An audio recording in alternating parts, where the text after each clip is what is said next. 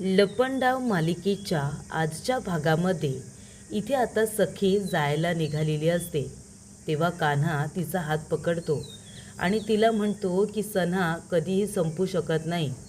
आपल्या दोघांच्या आठवणींमध्ये आहे सणा, आपल्या दोघांच्या एकत्र राहण्याच्या नावाला आहे सणा, आपण दोघांनी एकत्र खाल्लेल्या आईस्क्रीममध्ये आहे सणा, पोह्यांवरती सगळीकडे पसरलेल्या डाळिंबाच्या दाण्याप्रमाणे आहे सणा. सणा कधीच वेगळे होऊ शकत नाही, सणा नेहमी एकत्रच राहणार. तेव्हा प्रेक्षकांनो, इथे आता कान्हा म्हणत असतो की मला तर हेच हवं होतं की तुम्ही इथे कान्हाच्या आयुष्यात नाही तर कबीर किर्लोस्कराच्या आयुष्यामध्ये लवकरात लवकर यावं. तुम्ही माझ्या वस्तू परत द्यायला आलात ना, पण तुम्ही मला सांगा, माझ्या वस्तू तुम्ही परत द्याल, पण ह्या आठवणींचं काय? ज्या आठवणी नेहमी आपण एकत्र घालवलेल्या आहेत, त्या आठवणींचं काय? तेव्हा इथे सखी म्हणत असते की माणूसच खोटा असेल तर आठवणी खऱ्या कशा काय असू शकतात? आठवणीसुद्धा खोट्याच असू शकतात ना. तेव्हा कान्हा म्हणतो की तुम्हाला तसं वाटतं, पण माझी जी इच्छा होती ती आता पूर्ण झालेली आहे. कान्हाचं खोटं आयुष्य जर तुम्हाला वाटत असेल तर कबीर किर्लोस्कराच्या ह्या खऱ्या खऱ्या विश्वामध्ये तुम्ही परत यावं असं मला नेहमीच वाटत होतं आणि तुम्ही कबीरच्या विश्वामध्ये लक्ष्मीच्या पावलांनी परत आलात. तेव्हा ती मागे वळून बघते. तो म्हणतो मागे वळून बघा. तेव्हा इथे मातीची पावलं लक्ष्मीच्या पावलांसारखी कबीरच्या आता घरामध्ये उमटलेली असतात.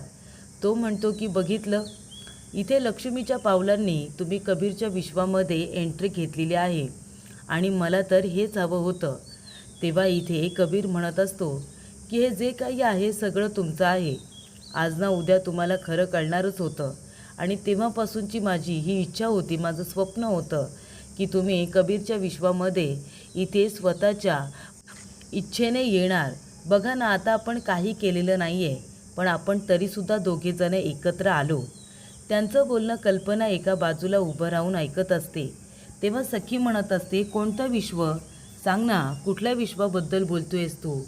ते विश्व जे खोट्याच्या आधारावरती उभं आहे, ते विश्व, जे विश्व तू मला विश्वासात घेऊनच निर्माण केलेलं नाही आहेस. तेव्हा इथे कान्हा म्हणतो की तसं तुम्हाला वाटतंय, तुम्ही तर प्रत्येक विश्वामध्ये माझ्या होताच.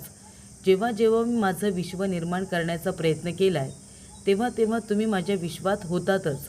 तेव्हा सखी म्हणते, अजिबात नाही या, मी तुझ्या ह्या खोट्या विश्वात कधीच नव्हते.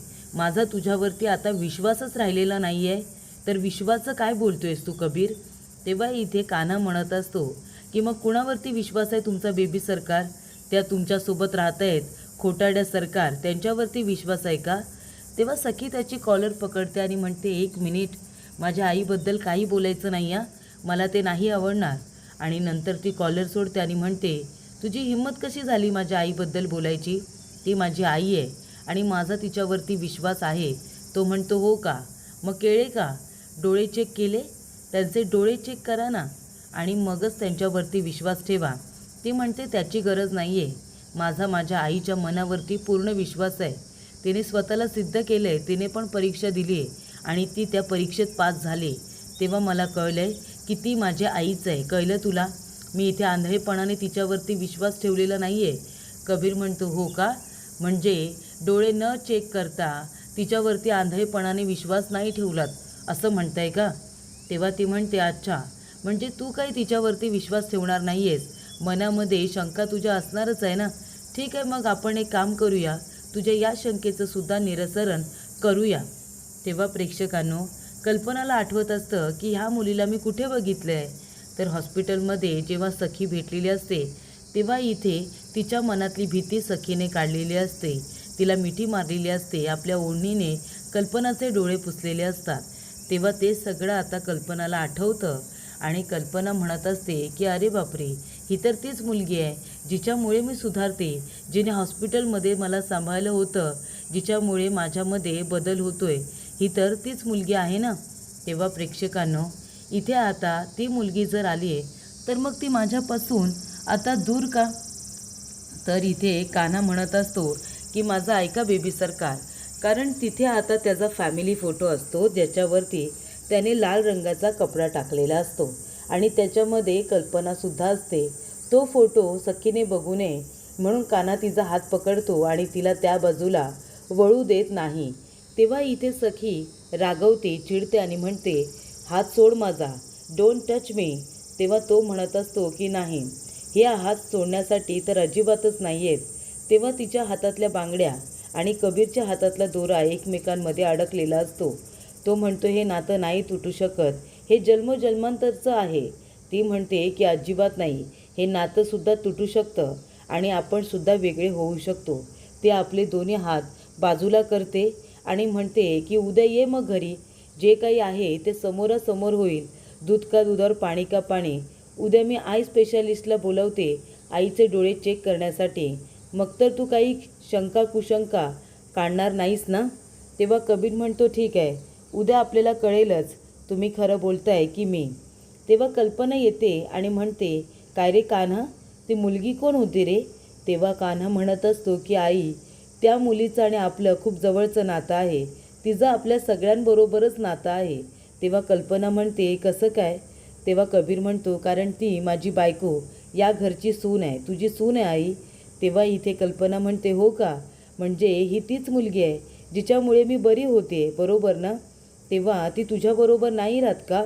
तेव्हा कान्हा म्हणतो, नाही, ती काही कारणाने माझ्यासोबत राहत नाही, पण ती लवकरच माझ्या आयुष्यात परत येईल ना आई.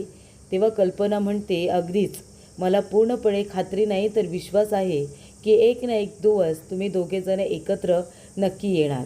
त्यानंतर इथे सखी म्हणत असते की मी कान्हाला भेटायला गेले होते, तो तुझ्याबद्दल काहीतरी महत्त्वाचं बोलत होता. तेव्हा ती म्हणत असते, काय काय बोलत होता माझ्याबद्दल, काय नेमकं बोलणं झालं तुमच्यात, असं इकडे आता मनस्विनी म्हणत असते. तेव्हा सखी म्हणत असते, आई तू काळजी करू नको, मला असं वाटतं की त्या कान्हाला आहे ना आता उत्तर देण्याची वेळ आली. अगं तो म्हणत होता की तू मनस्विनी आहेस म्हणून, तू माझी आई नाही आहेस, त्याचा अजूनही विश्वास नाही आहे तुझ्यावरती आणि म्हणूनच त्याने सांगितलं की डोळे चेक कर म्हणावं. म्हणून मी तुझे डोळे चेक करण्यासाठी आपले सगळ्यात जवळचे डॉक्टर आय स्पेशालिस्ट आहेत ना, त्यांना मी आपल्या घरी बोलावलेलं आहे. तेव्हा ती म्हणत असते, काय.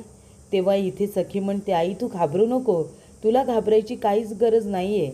हे बघ, मला माहिती आहे तू खरं बोलतेस आणि तो कान्हा खोटं बोलतोय, म्हणूनच त्या कान्हाला सडेतोड उत्तर देण्यासाठी आणि त्याचा खोटारडेपणा समोर आणण्यासाठी मी आता आय स्पेशालिस्टला बोलावलेलं आहे. ते येऊन तुझे डोळे चेक करतील आणि मला पूर्णपणे खात्री आहे आई की तू माझीच आई आहेस, तू मनस्विनी नाही तेजस्विनी आहेस, याची मला खात्री आहे. तू घाबरू नकोस, मी असणार आहे तुझ्याबरोबर तिथे, ठीक आहे ना. तेव्हा इथे आता मनस्विनी म्हणत असते की हो ठीक आहे, असं काही नाटक करत असते, जणू काही ती खरोखरच तेजस्विनी आहे. पण इथे आता मनस्विनी घाबरलेली असते. तिला असं वाटतं, अरे देवा, माझे डोळे चेक केले आणि जर सगळ्यांना कळलं तर की माझे खोटे डोळे आहेत, लेन्स आहेत. त्यानंतर इथे कल्पना भरभरून आपल्या इथे काम करणाऱ्या सर्वंटला सांगत असते की ती हळदी कुंकू कशा पद्धतीने करायची, लोकांना काय काय द्यायची, सगळेजण कसे घरी यायचे, हे सगळं आता ती सांगत असते. मग हे तुम्ही कधीपर्यंत करत आलात, नंतर कधी तुम्ही इथे हळदी कुंकू बंद केलं. तेव्हा ती म्हणते की नंतर माझा अपघात झाला आणि त्यानंतरचं मला आठवणं बंदच झालं आणि आता मला आठवतं आहे तर मी सवाशिणीच राहिलेली नाही आहे, त्यामुळे आता मी हळद कुंकू कधीच नाही करणार. तेव्हा आता सर्वंट गेल्यानंतर कल्पना मनामध्ये म्हणत असते, एकदा का सखी घरी परत आली ना माझी सून, की मग मी तिची हौस मौज सगळी करेन. मी इथे खूपच धूमधडाक्यामध्ये तिचा हळद कुंकूसुद्धा साजरं करेन, असं आता ती म्हणत असते. त्यानंतर इथे आय स्पेशालिस्ट हे आलेले असतात. तेव्हा सखी म्हणत असते की हे बघा, ही माझी आईच आहे, तेजस्विनीच आहे हे सिद्ध करण्यासाठी मी आता तिचे डोळे चेक करण्यासाठी आय स्पेशालिस्ट यांना बोलावलेलं आहे. म्हणजे कसं आहे ना, कबीर किर्लोस्कर आहे ना, त्याला शंका आहे की ही माझी आई नाही आहे म्हणून, आणि म्हणून तो म्हणतो की डोळे चेक कर, म्हणजे डोळ्यांवरनं समजेल. तेव्हा मी इथे आय स्पेशालिस्ट यांना बोलावलेलं आहे आईचे डोळे चेक करण्यासाठी, आणि त्यानंतर काय होईल तर ही माझी आई तेजस्विनी आहे हे सिद्ध होईल. तेव्हा पुरुषोत्तम म्हणत असतो की ही चांगली आयडिया आहे, म्हणजे मनामध्ये उगाच शंका कुशंकाला सुद्धा जागा होणार नाही, बरोबर ना. एकदा का डोळे चेक केले आणि हे डोळे ओरिजिनलच ब्राऊन आहेत हे समजलं की मग ह्याच आपल्या तेजस्विनी वहिनी आहे ते सिद्ध होईल. तेव्हा इथे गौतम म्हणत असतो, आणि जर नाही झालं तर, तुझ्या शंकेचं निरसन नाही झालं तर? म्हणजे डॉक्टर, मला फक्त जाणून घ्यायची इच्छा आहे म्हणून तुम्हाला विचारतोय. एखादी व्यक्ती कायमस्वरूपी आपले डोळे ब्राऊन करू शकते का? म्हणजे असं जर केलं तर काय होईल?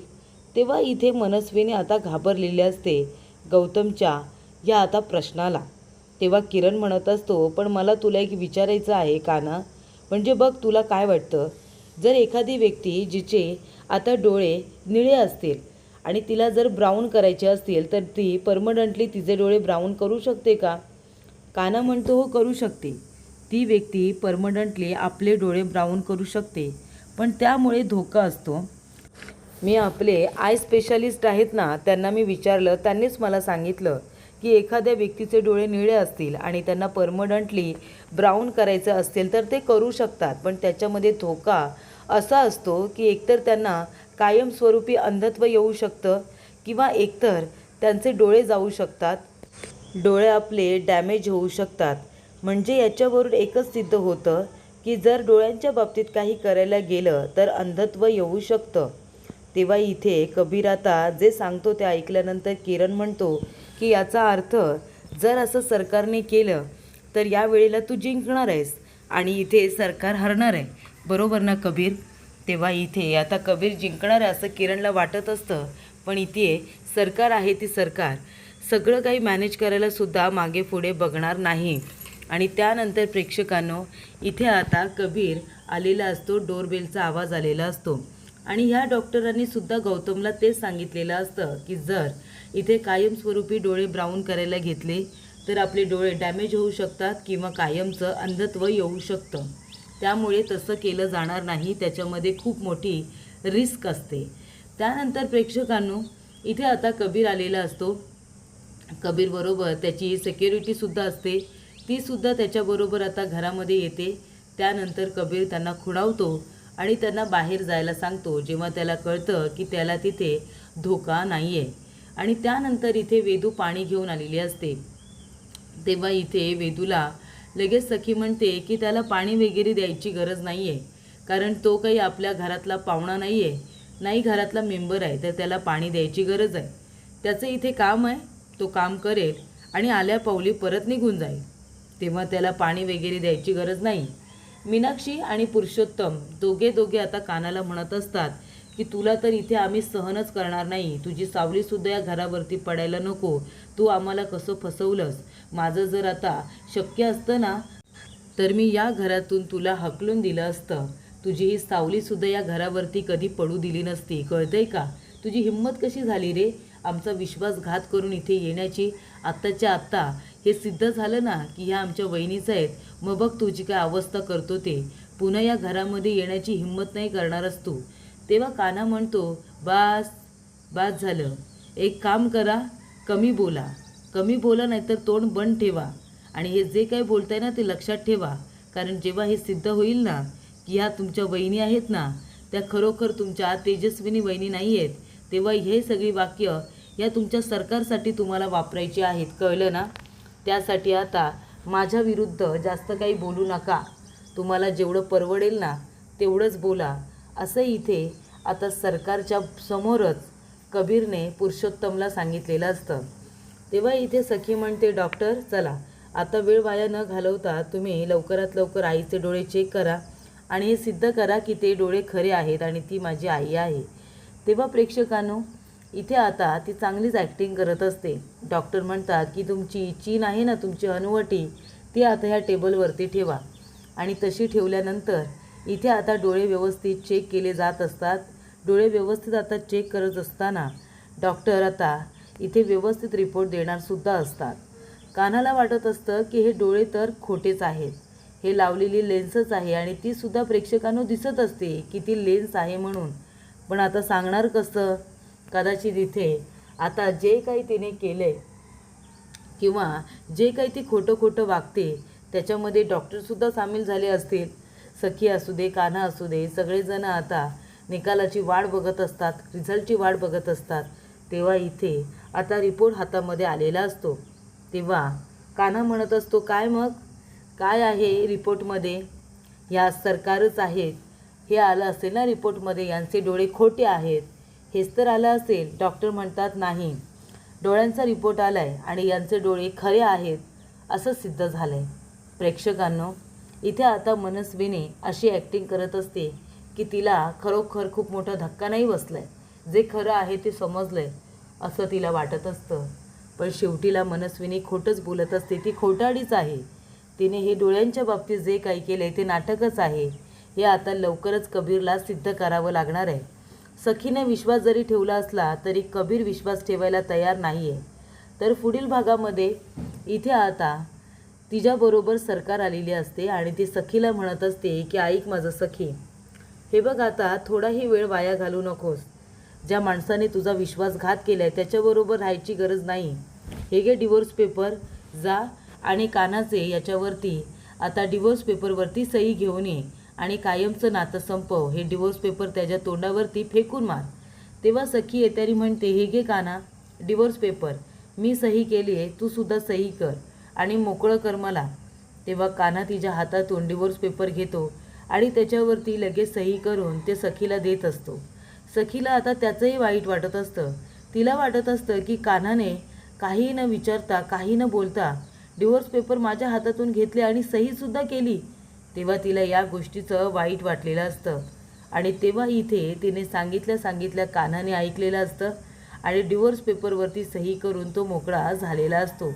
तेव्हा प्रेक्षकांनो, सखीला वाईट वाटलेलं असतं. पण इथे बघा, सरकारला खूप जास्त आनंद झालेला असतो, समाधानी झालेली असते, ती म्हणजे सरकार.